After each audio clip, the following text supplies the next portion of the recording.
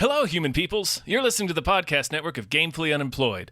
To support us and gain access to great exclusive podcasts like Fox Mulder is a Maniac, Tom and Jeff Watch Batman, Star Trek The Next Futurama, and our latest show, Spiel Boys, head over to patreon.com/gamefullyunemployed. We do game streaming, movie nights with our patrons every Friday night, and you can even commission your own podcast about anything you want. Literally anything, within reason, and we have to do it. You are quite frankly out of excuses not to go visit patreon.com/gamefullyunemployed. That's patreon.com/GAMEFULLY unemployed, which is spelled like it sounds. Play, kids!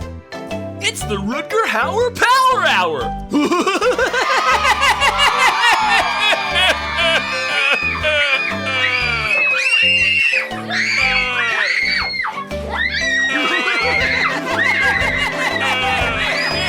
I've seen things you people wouldn't believe.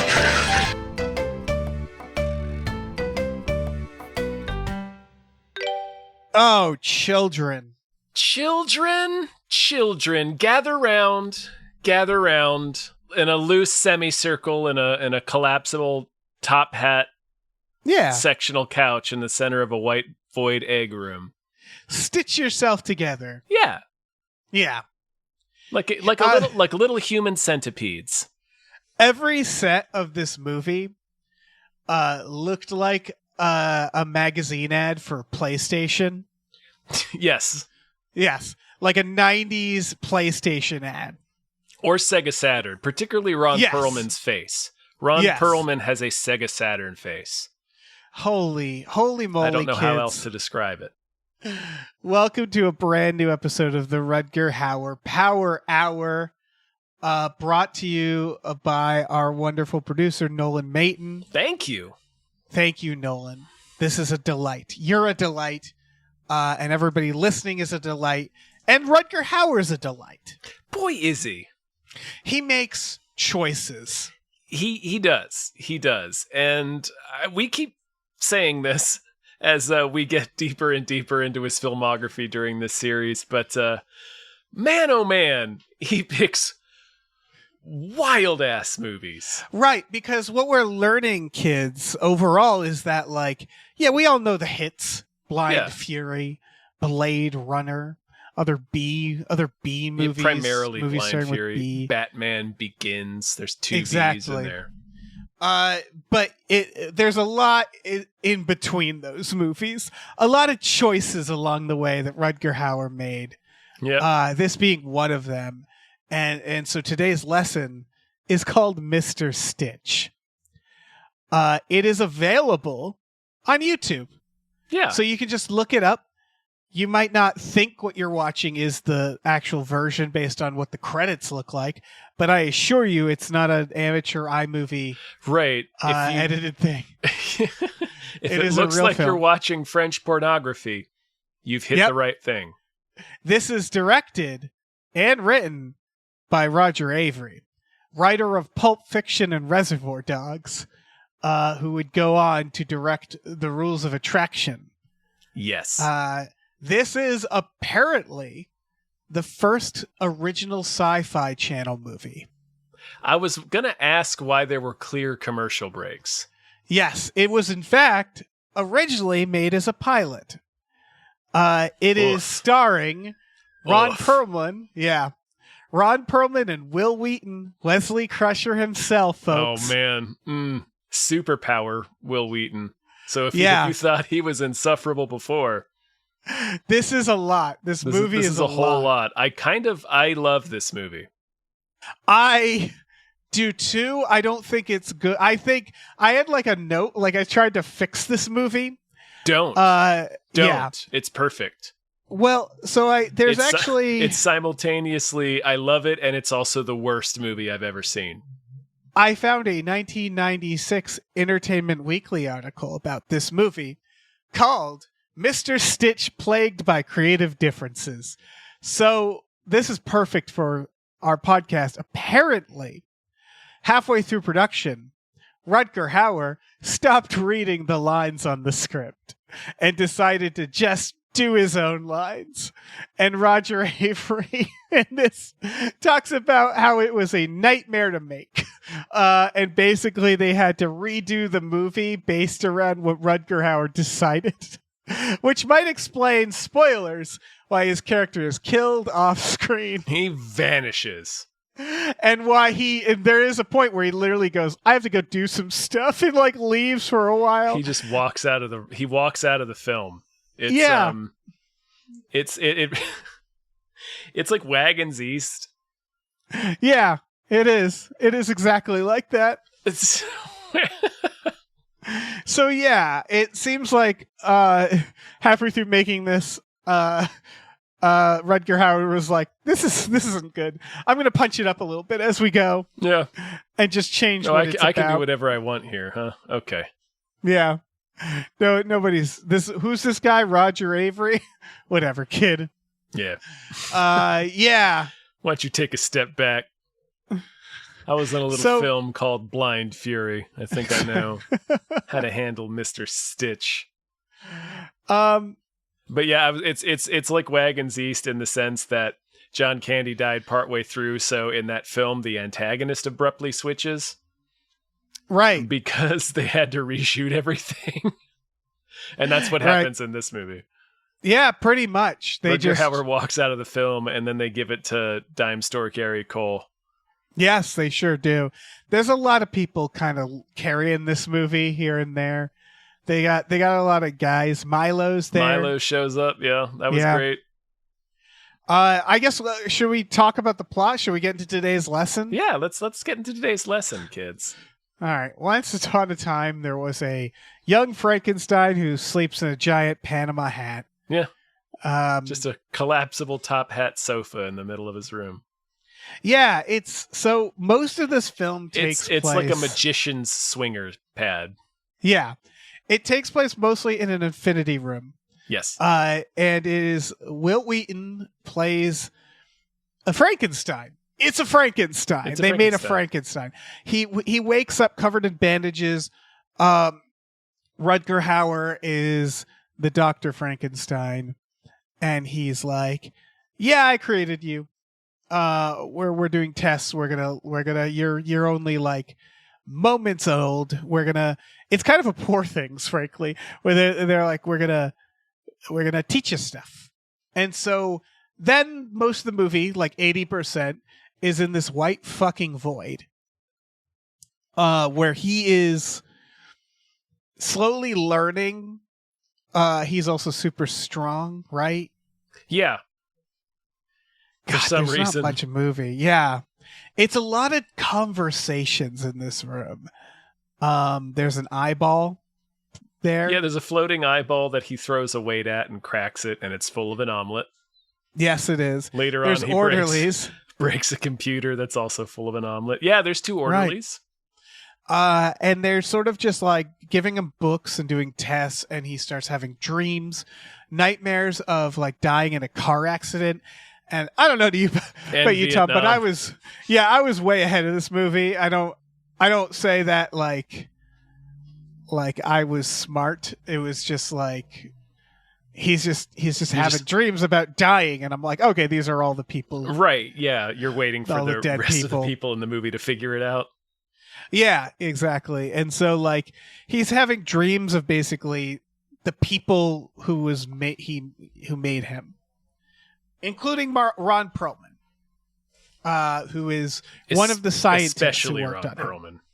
Yeah, and what we learn is, I wrote the note, oh my god, only 30 minutes in so far. There was a part where I paused it, what I thought was near the end, and realized only 30 minutes have passed.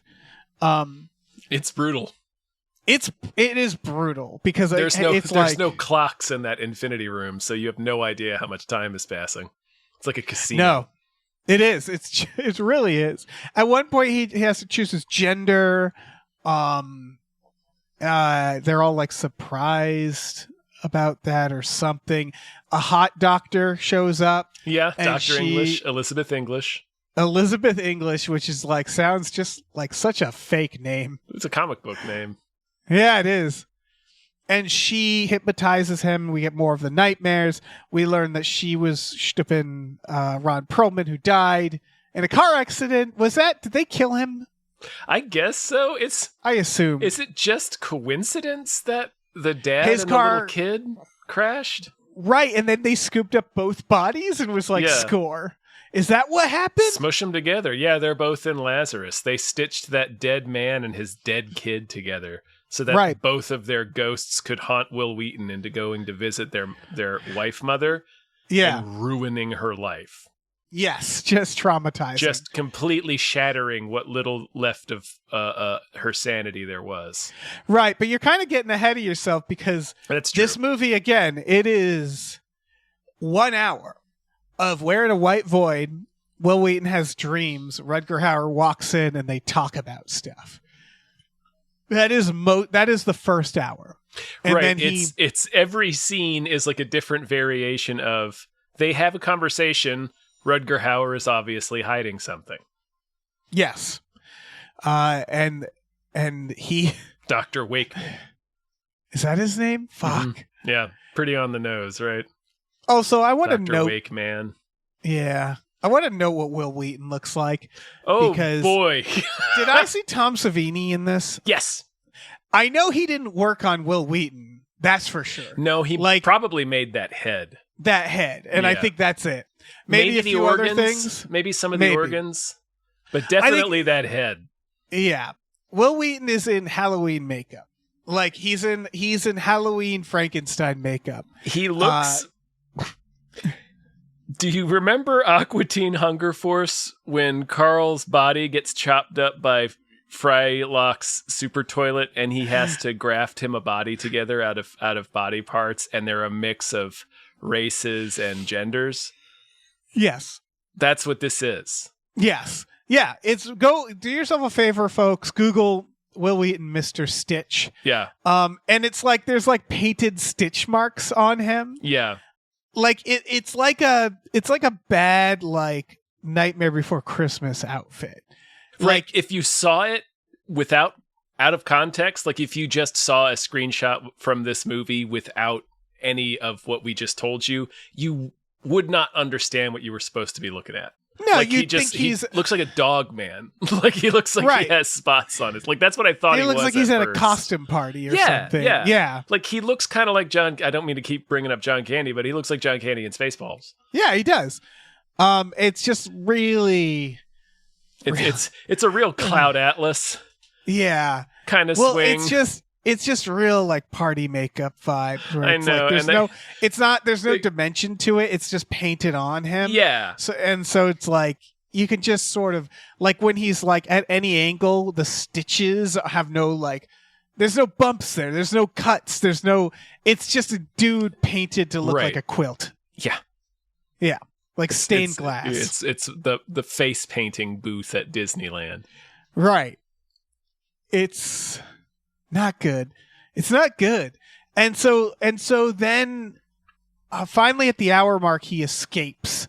He climbs up the elevator. He goes through the hallway. And again, every set looks like a fucking PlayStation ad. The hallway where has a door labeled Think Tank. Yeah. Or like the part where they're in that round chalkboard room. Like every set. With the TV built into the chalkboard. Yeah. Like you can see like the ad where the scientists are like, we found the ultimate awesome or something. Yeah. And then they play like fucking a Crash Bandicoot fucking starts dancing on their serious science table or something. It's amazing. And so you learn that they're amazingly building this for the army. They built this super strong Frankenstein. I love what a go-to thing that is in movies. Oh yeah. I just say they're doing it for the army. He learns that they're gonna kill him. They're like, we're making a new Frankenstein, a better Frankenstein. He's gonna look like Dr. Manhattan. Yeah. He's gonna look like Dr. Manhattan fucked an alien. Yeah. A reticulum. And so Will Wheaton escapes, and we get a fucking car chase where he steals Milo's car, throws him out of the car, goes on this he makes him jump out of the car. He makes him Terminator himself. And he's like, you won't break if you like, he's like trying to tuck and roll, you won't break as much bones. And I just have to notice Milo's fine. He's He totally nails that. fine. Yeah, he does. He great. nails it. When we It's say like, man, Milo, we mean- went to stunt school. We mean Milo from The Last Boy Scout. We just keep Yeah. saying Milo like everybody knows who we're talking about. yeah, that actor, Not whoever. Milo Ventimiglia from that 70s show. Boy, I hope I Yeah. said his name right. I don't know, but yeah, he's one of the scientists, one of the team that worked on him. He gets in a car chase. For some reason, he drives an SUV off the road, and its explosion makes makes a skull face. Did you see that? Oh, I saw it, Dave. Okay. Why? Because it's awesome. All right. And then they really, so like, this is, I guess, my note for this movie. The first hour is what should have been the first 15 minutes. Yes. Like the whole thing is he gets out and then he like runs to this wife's house and freaks her out, runs to Johnny English, her house. Yeah.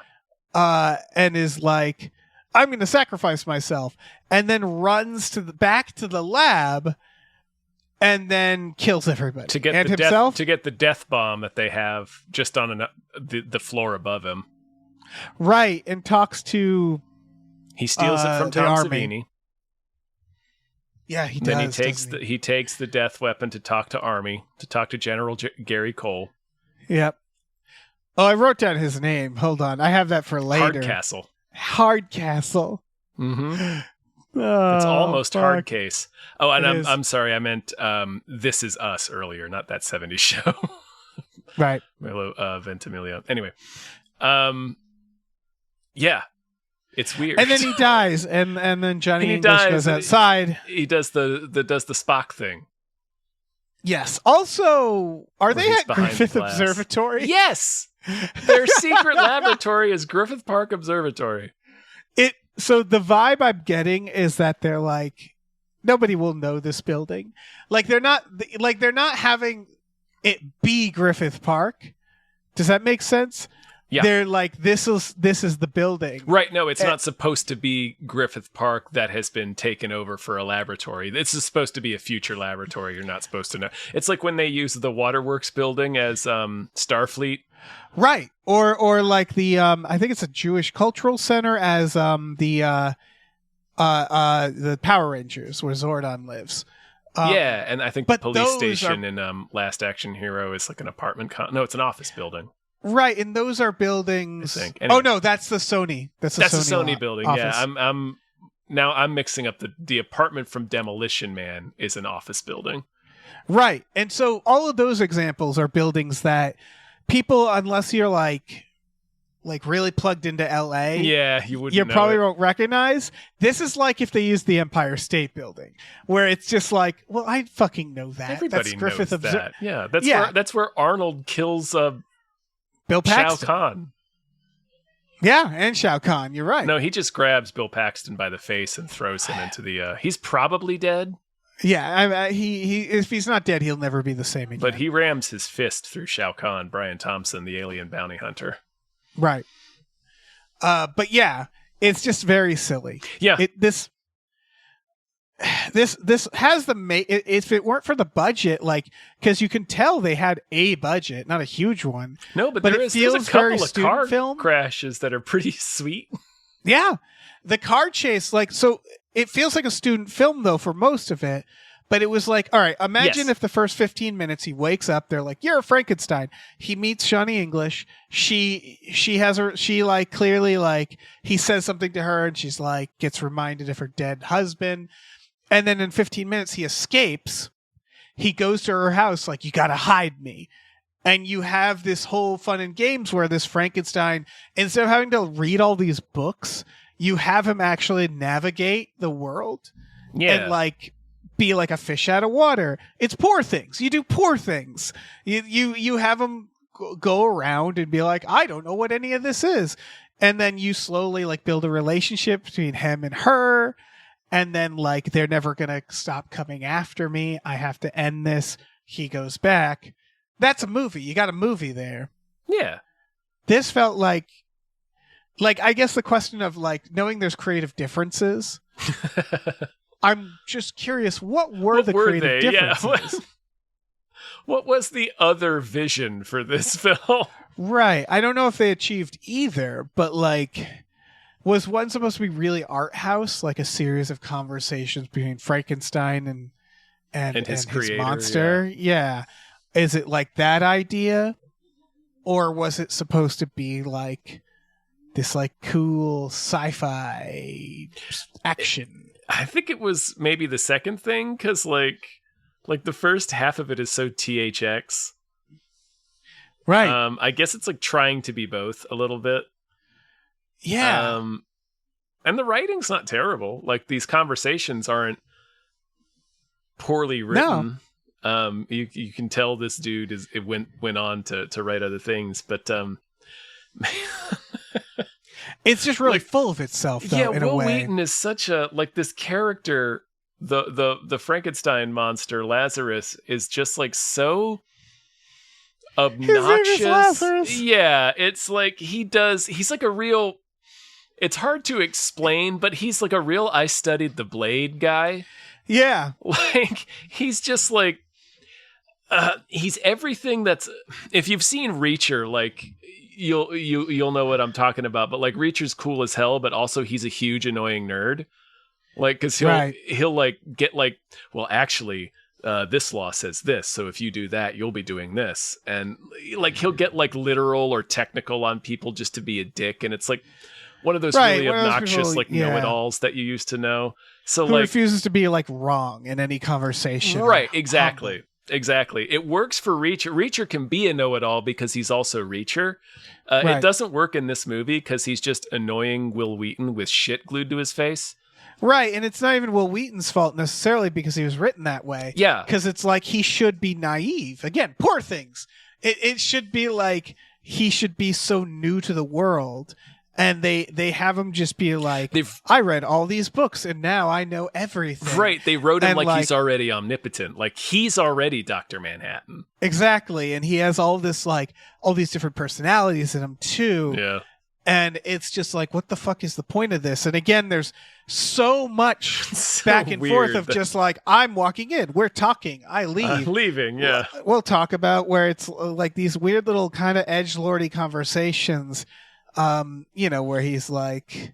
One conversation the scene will end and just lead into another, like... No kidding. It'll be time passes. They'll have a conversation. Rutger Hauer will walk out, and then the next scene is Rutger Hauer walking into the room, and they have another conversation. Right, and it's like a series of vignettes, and they're all kind of like, like you may read every book except for the Bible. Why the Bible? It's fiction. And it's like, am I supposed to feel something? Like, is this supposed to mean something? It feels so like, like this is all supposed to add up to something, and that's why it feels very student film, where it's like you're right, it's not badly written necessarily, but it's like from a dialogue point of view, right? But it's like all the conversations don't really add up to anything, and it feels like it's supposed to be art house in some way. It feels really philosophical, but it doesn't actually ever say anything really. No, not really, because the second half, it just becomes, you're the perfect weapon for the army. Pew, pew, pew. And you're like, the fuck? The fuck is this? Now he's pushing people backwards off of cliffs? Right. Like, I don't think there is a good version where it's mostly a guy in a white room. No, that's tough to pull off. Yeah, I keep talking about Poor Things because Poor Things is this actually fully realized. Yeah. Like, Poor Things is...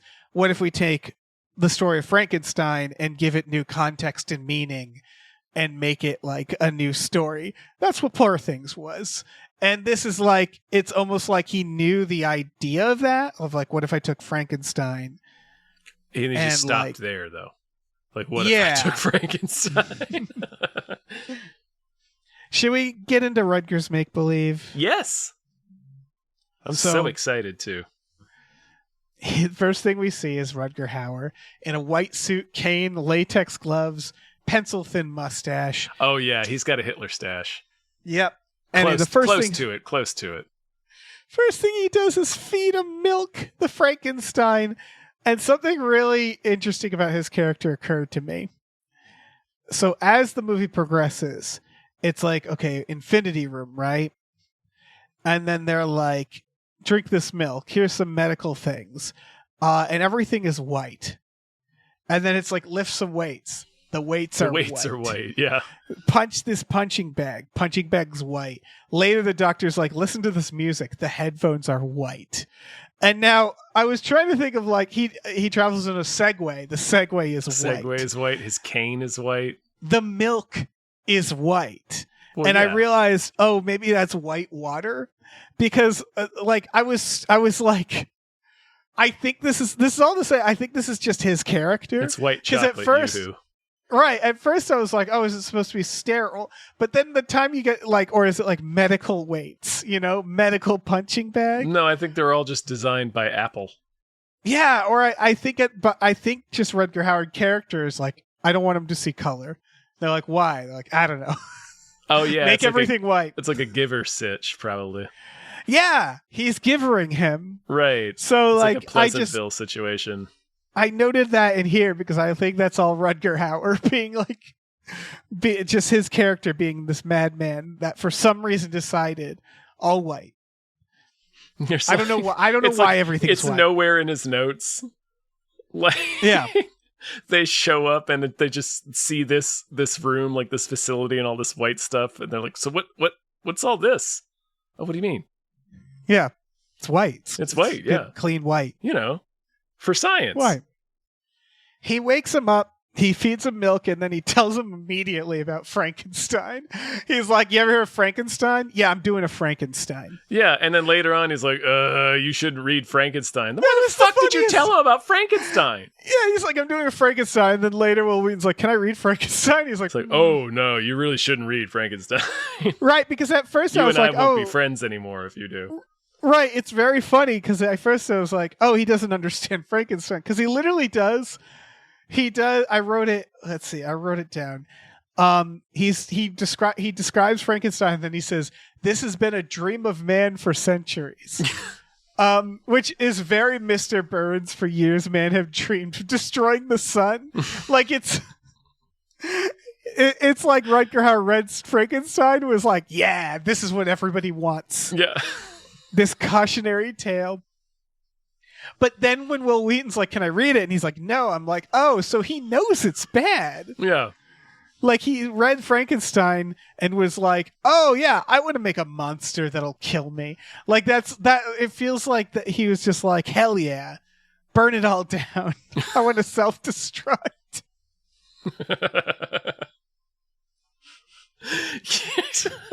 Like I'm so curious. Yeah, I want Rutger Hauer. Oh no! I want him to write a book report on Frankenstein. I want to read it and be like, "What did you get out of Frankenstein?" Yeah, tell me what you think this means. Yeah, it really seems like because later when the first time Will Wheaton like refuses him, he kills the eye. That's what it is. Yeah, and Rutger Hauer sicks his orderlies on him. He suddenly just becomes a bully. He's just like, "Get him! Yeah, get that Frankenstein." I was like, "What are you doing? Stomp like, that Stitch Man." He does. He's like, "Hey, Stitchy, let's get him."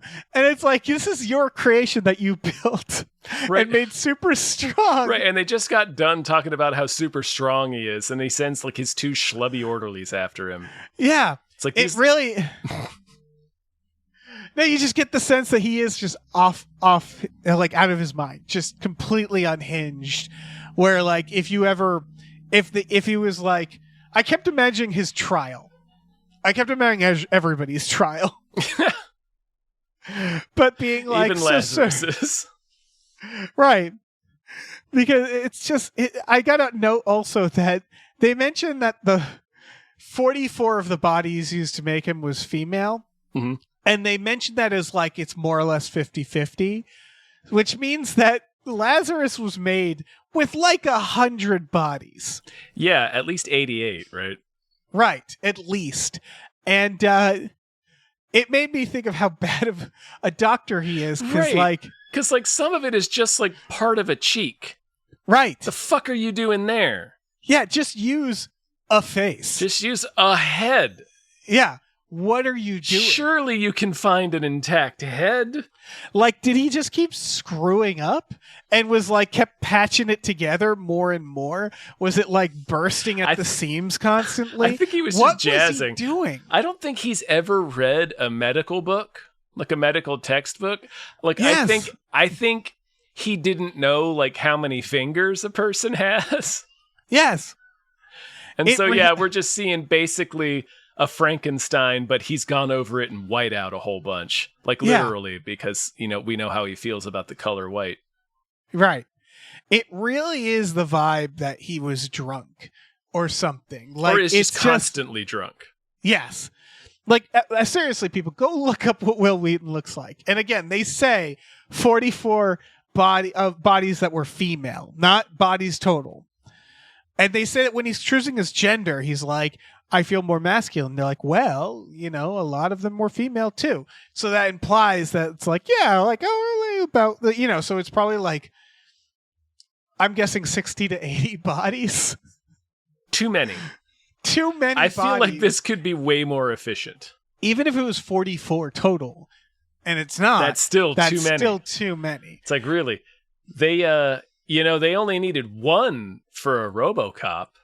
Right. So I'm just because the rest of it was Robo. Right. Frankenstein. How many bodies was Frankenstein? 10?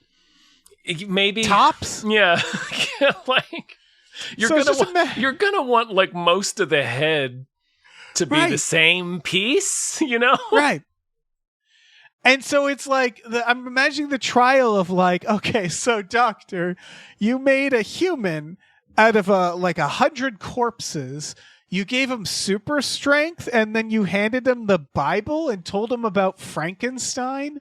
Like, what is all this? And then you bullied him, like purposefully, like started bullying him and antagonized him.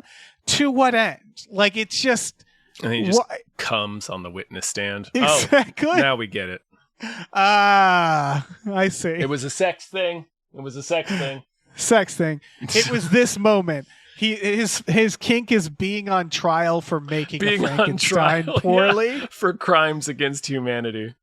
Not crimes against nature. Yeah, it's both. It's crimes. It's just crimes against reality, existence. Yeah, polite society. Like, of course, in the end, he gets killed off screen, and I'm like, yeah, I'd shoot him in the back of the head too. Oh, if I was the government. His life was in danger every time he walked to his car at night. Like, he's got to be on 80 different people's hit lists. Like, I imagine the government talking to him and being like, "Could you just make it out of one corpse?" And Rutger being like, "Oh, yeah, I suppose I guess I could, but yeah, why?" Then he wouldn't be all multicolored and fun. And they're like, oh, I see. Well, then he wouldn't be part Stegosaurus. Oh, you're right. We can see the usefulness in that. We can see the battlefield application. Right. He's just a madman.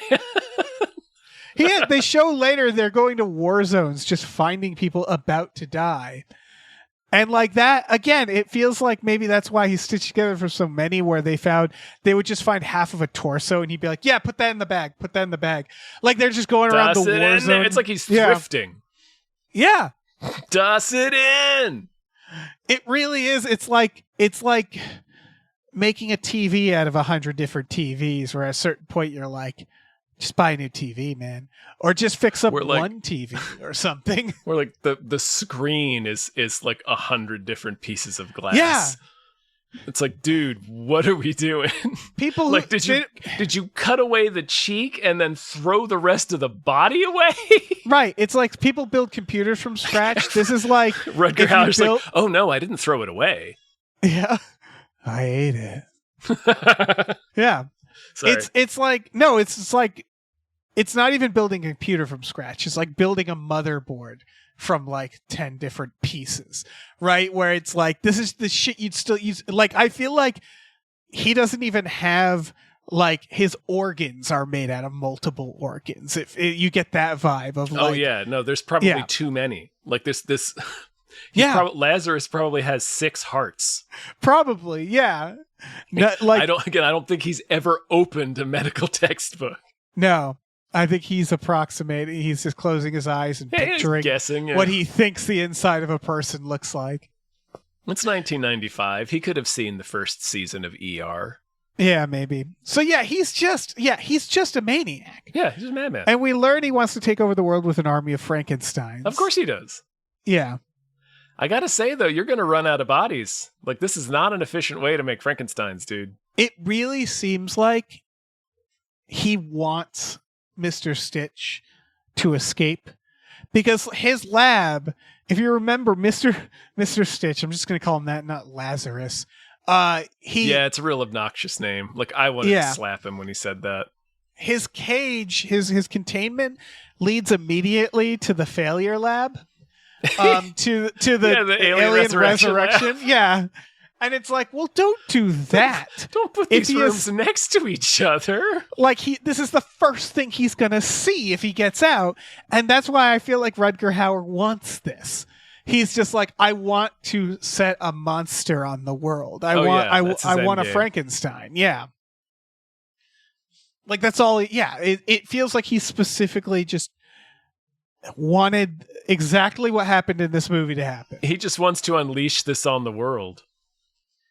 It's like the Joker, or like a villain who, it's like the end. It's like Civil War, where the character specifically wants things to fall apart and is just putting everything in place, and then they know they're gonna die, being like, I've won. Like, it's that vibe where he's like, he just put all these pieces down and he knew that it would just slowly like escalate in this awful way that would kill him as well. Yeah. Like it's like he's, I don't know. He's an accelerationist or something. He's like, I'm making a monster. Bring about the end of days. Yeah. Yeah. It's like, we need to purge humanity here. I'm just going to make a little Frankenstein and let him loose. Yeah, and just make him like super strong, teach him about the Bible, and bully him until he escapes, and I assume kills everybody. And then he just gets shot off camera. Rutger Hauer. Yeah. It was always going to happen, like I said. There are probably several contracts out on his life, and as well as just, run-of-the-mill vendettas. Yeah, just gambling debts, stuff like that. Yeah. Like angry husbands, Yeah, bereaved just a lot families. Of different. Yeah. Just who went to visit their loved one's grave and just found like a big empty hole. Yeah. That's all I have for Rutger's make-believe. Yeah. Should we? I think the only other thing I had to add is even his mustache was white. You're right. He really is just like a madman. Yeah. It's like, I want to make a Frankenstein while I'm dressed more or less like the Pillsbury Doughboy. Yeah. Yeah, he is. You're right. It's all Doughboy themed. Yeah. Oh, fuck. White on white. Yeah. Well, it's like an oven in there. He's making, Yeah. He's cooking up a Frankenstein. Exactly. Oh, I should have poked his tummy. Yeah. Someone should have. Yeah. Yeah, that's yeah. It was right there. Maybe that's why he uses a cane. Yeah, to poke tummies. And now he got poked too hard once. It's all the tummy poking. Right. Now he can't stand up straight anymore. Yeah. Should we look for the helpers? I think so. Floating eye.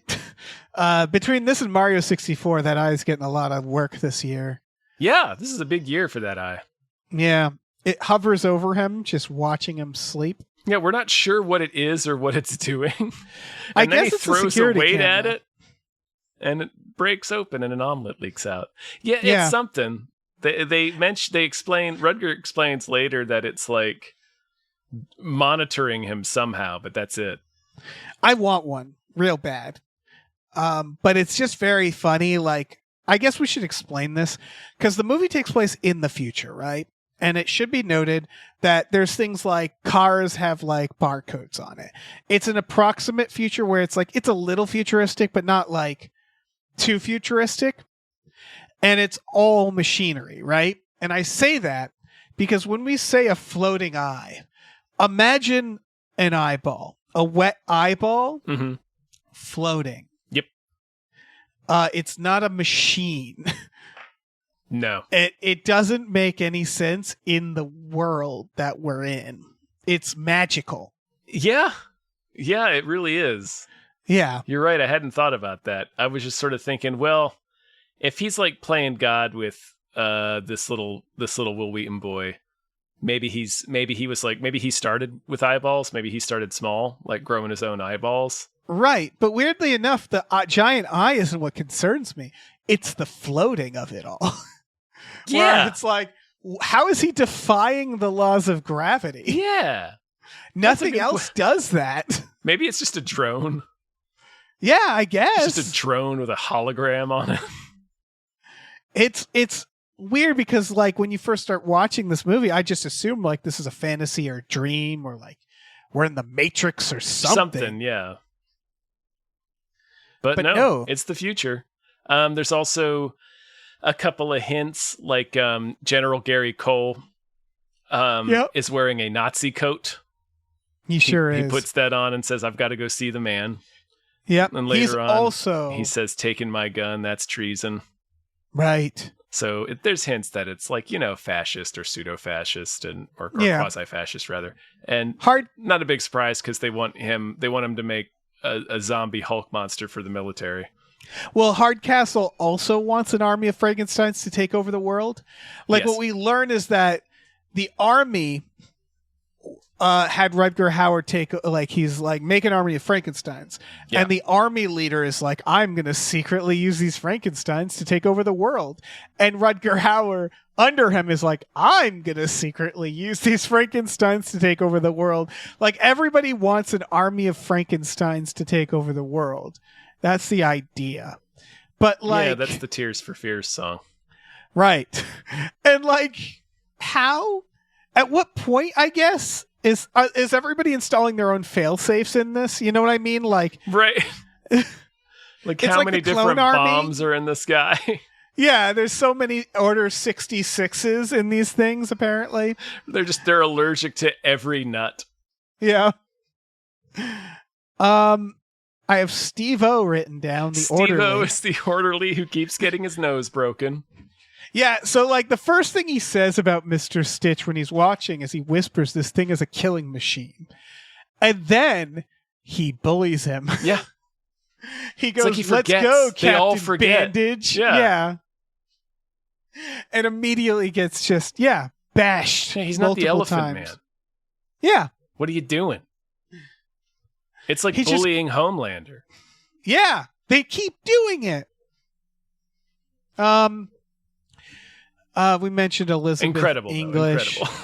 Oh, he's great. He just keeps trying. Yeah, no, Steve-O is nothing if not confident. Yeah.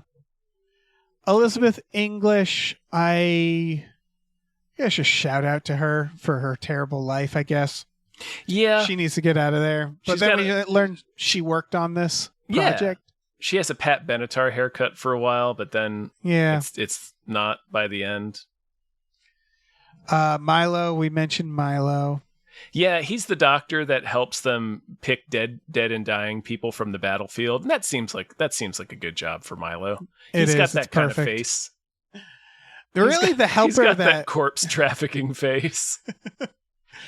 The helper that stand out the most to me is the future cops. Specifically, one of the cops. Remember the cops? There's two cops. Okay, so there's two cops in a car, and they're guarding. They have maybe a minute scene. Oh, now I do, yeah. Only one of the cops is doing a comedy skit routine, right, and the other one isn't. One of them's like sleepy, and he goes, like "Hey, keep it frosty." Partner. Yeah, he goes, "Keep it frosty, deputy dog." And I was like, "What?" Deputy and then dog. Later he's like, "I got eagle eyes," and he goes, "I'll eagle eye you. How about that?" And it's like, he's like doing an old timey routine, They're doing two different routines. Yeah, and then he goes, you look up rookie in the dictionary, there ought to be a picture of your face. And it's like he had so many zingers. Not at all connected to anything that was said prior. No, and he did deliver it strange, like a fucking lunatic, like Dave just did. Like he delivered it like a lunatic. It's a guy in the middle of this movie suddenly doing like this zany comic routine. Yeah, that like doesn't fit the rest of the movie. It's the two cops and the Danny McBride Halloween, the David Gordon Green Halloween. It is. Or it reminds me of the fucking I think he should leave sketch where it ends with the waiters coming out and he's like, I don't want to do the wacky waiter thing, where they're just suddenly like three stooges. Like it's got those vibes of like one of the stooges just is for some reason one of these cops. I'm trying to find. All right, I found out Deputy Dog. One of the stooges if their wife just died. Yeah. Well, I'm not playing along today. But it's the weirdest fucking thing. Like, apparently that cop, that cop is Cario Salem, and he wrote the score. Sure. He wrote the movie The Score. I don't know what that means, but that makes sense for him. Yeah. They're the weird. I don't know. And then there's Dr. Tom Savini, I guess. Dr. Tom Savini, whose job is to sit and take notes in a room with a deadly canister of VX nerve gas. Yeah. The nerve gas from The Rock. Yeah. What's he doing in there? I don't know. It's a really tiny room, too. It looks like they just took part of the hallway and put like some particle board up and painted it. Yeah. Again, this movie is like, I think the reason he's mostly in that infinity room is probably because they didn't have the budget, or like they blew their budget on that. Exactly. And then they were like, we're out of money. Ron Perlman's there. Remember his car accident where they do like a snap zoom and in and out snap zoom? Yeah. Well, he has to just go like, he has to just hold his hands up as he's driving. Yeah. They're like, we ran out of money. We had 2 cars already. We can't do a third one. The second one exploded into a skull cloud. What is this movie? What happened here? I don't know, but it's like I said, I kind of love it. I love how completely bananas it is. Well, it feels like it's like the best cast an indie film ever had, like a no budget, well, except when it has a budget, I guess. Everybody all right, so it's on YouTube. Watch it. And if you feel like you don't want to watch it anymore, just skip to an hour in. Right? Yeah, you definitely want the experience of sitting through like 30 minutes of the white infinity room and just endless conversations. And then just a very sudden cut to one of Lazarus's dreams, only we don't know that's what we're seeing yet. And it's a father and son in their car, and I forget what he's telling them some dumb shit about something, some dad trivia. Yeah. And then he just looks ahead and he's like, oh no! Hold on! And it cuts over to the kid who's not wearing a seatbelt, immediately just launches forward and bounces off the dash. And then we see the car, it's like a spectacular Miami Vice crash. Like he jumps and does a corkscrew and is tumbling, rolling down the interstate. And it cuts inside the car to show both the dad and the kid like tumbling and screaming and getting smacked in the head by pieces of car. Like, the budget of this movie varies. I'm sorry, just the whiplash of it, like the abruptness. Like you're just all of a sudden this shocking car accident that kills a very young child. Yeah, it sure does. Nowhere. The budget of this movie kind of varies, like in any given minute between like you said, like Miami Vice TV show and SNL sketch. Yeah, where it's like. There are some certain shots where you're like, wow, they could barely afford a wall, it looks like, you know? And then there's other shots where, a car just like flies off a canyon. And you're like, shit, is that like, is that like stock footage? Like, how did they get that? It's very funny too. Because Yeah. This is when Lazarus pushes it's another car that he spins around behind. Or rather, no, he gets around in front of it, and so they're facing end over end. And then he just pushes it off the cliff. So it just kind of like flies backwards. That's the SUV that also it's just very has silly looking. Oh yeah, it's an SUV, and then the other cars appear to be race cars. Yes, like and little then, dune buggies that are chasing. Yeah, him. And then Milo's car looks like kind of like they're trying to do like an electric modern car, like right, but it just kind of looks like a Kia. Yeah, it looks like a 2006 Kia or something like that. Yeah, which I guess is technically the future. They predicted it. Yeah, no, they nailed it. It's funny though when he's driving that, like he's driving it till the wheels fall off to get to Mother Wife and Johnny English.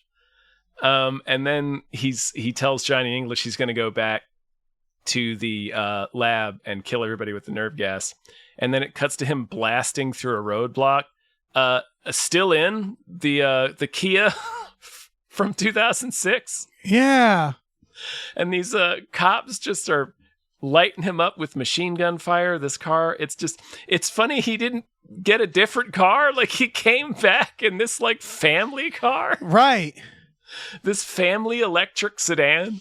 You're right. Just with a hatchback. Borrow her car. Something, man. Come in on a bike. Anything is better than... Grab that cop car with the fucking barcode on the side. I love that there's a barcode on the side of the cop car. Yeah. Like, what are we going to do with that? Scan it? Are you going to scan the barcode? It's the future. It's the future. Yeah. It's a nice, cheap way to do the future, I guess. Just paint a fucking barcode on the side. Right. It's another thing that has the appearance of being philosophical, but it's not really. It's not. See, because like, everything's a product. Like cars? Yeah, cars are a product. Sorry. No, I'm looking at the cast. According to IMDb, Ron Jeremy's in this. Really? Yeah, I didn't catch him. He played a cop. Well, he must have been one of the dudes in the car then. No, I don't know. Because I see the two cops here credited. Oh, okay. So I don't know. I just don't know. Stealth Ron Jeremy, like his Ghostbusters. Ghostbusters, yeah. Fuck this movie. This is close to a safe house. Yes. Close, but not. But in that it's not, for people who don't know, Patrick Stewart film Safe House. Yeah. Also a Star Trek TNG alumni, I guess. Oh, yeah. That is like never starts as a movie. This, you're right, never starts until an hour in. Like there's he's learning stuff. Like there's progress, but it's like it takes an hour for very little things to happen, to be revealed, right? Yeah. And again, when you're watching, you're like, yeah, I know. Movie, I know what happened. And then like a half hour passes and they're like, ooh, look what happened. You're like, yeah, I know. We all knew. Yeah, we have to wade through a lot of like, I'm 16 and this is deep conversations. Yeah. Just so we can get to him going on his revenge rampage in a little yellow roller skate. Yeah. Which is great. Just let's get there quicker. It really, so I mean, I can't stress enough. It's student film and not even at times film school. I mean like high school. Yeah, oh yeah. Like the credits look like something I would have made in high school. It looks like it was filmed on video. And they're in French, and I can't tell if the copy we're watching is simply a French copy or it's like pretentious French. Like, I don't know. Man. I hadn't it's hard to tell. that. Yeah, it's hard to tell. Yeah, I just assumed we were watching like a French copy of it. That's probably more likely, but it's... No, I like the idea that Roger Avery just inexplicably did the opening credits in French. Yeah. Yeah, this feels like ultimately a bunch of people not landing on one idea, on cocaine, with not enough money, and nobody really cared. Like, it feels like it's a sci-fi original. Roger Avery was coming off of like a year after Pulp Fiction, but he's untested as a director, and they're probably like, yeah, you want to do this sci-fi original? I mean, he wrote it too, so he owns it to some extent, but it just feels like, to his own admission, like in the interviews, something went horribly wrong during production, and it's clear that the passion was lost.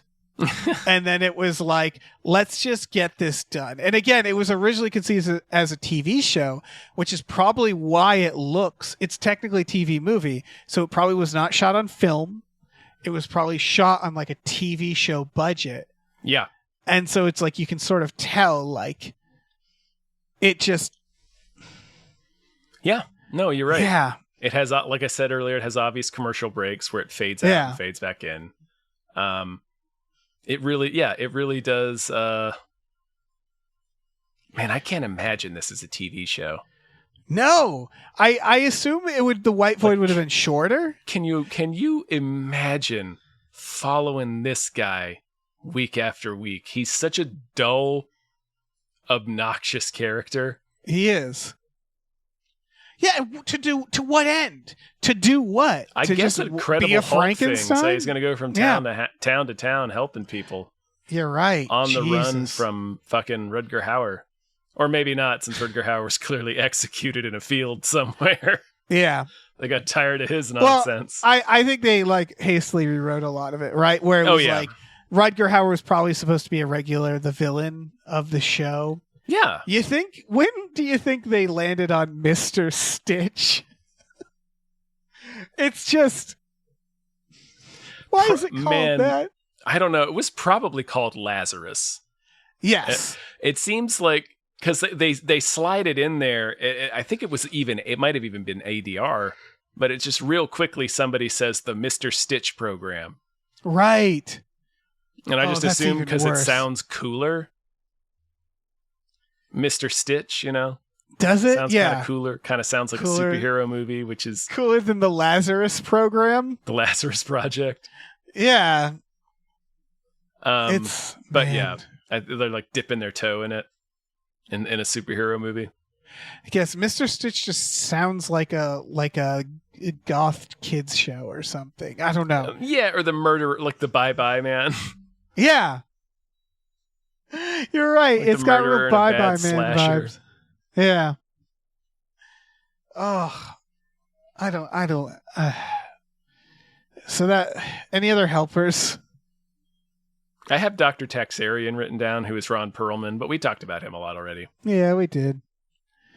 All right. What did we learn? I guess do a Frankenstein. I think yes, do a Frankenstein. Yeah. But don't tell him about Frankenstein. Yeah. Maybe don't even tell him about the Bible. Yeah, don't tell Frankenstein about the Bible. Yeah, because he gets kind of Jesus-y in this. Yeah, he gets amazing real if he really then. Yeah, he just becomes like full on Jesus Frankenstein. Like he starts a Christian rock band. Christian Frankenstein is good. Oh man. Yeah. In a lot of ways, this movie was a Frankenstein. He's got crucifix earrings on his neck bolts. Oh, God, yeah. But yeah, this movie is pasted together from the corpses of other movies. That's what it feels like. Yeah. Yeah. So, I don't know. Everybody check it out. Again, it's on YouTube. You can watch it for free. Skip and you around. Can shut it off anytime. Yeah, you can watch it at double speed. Yep. Or don't. Whatever you wish. Or you can just walk out of the film and like Rutger Hauer, never to be seen again. He took his mustache and went home. It's incredible. I guess that's it, folks. Yeah, I just realized there's another connection to the score, right? What? Marlon Brando refused. Oh, yeah, you're right. He did his own Rutger Hauer. Yeah. So like in this movie, Rutger Hauer clearly refused to read the script anymore. I don't know who's right, to be honest. I'm sure neither of them actually remember at this point. Well, Rutger definitely doesn't. He definitely doesn't. That's true. But like, I don't know. Whatever. What a great artifact. This movie, I didn't know it existed. Will Wheaton. Fucking Will Wheaton.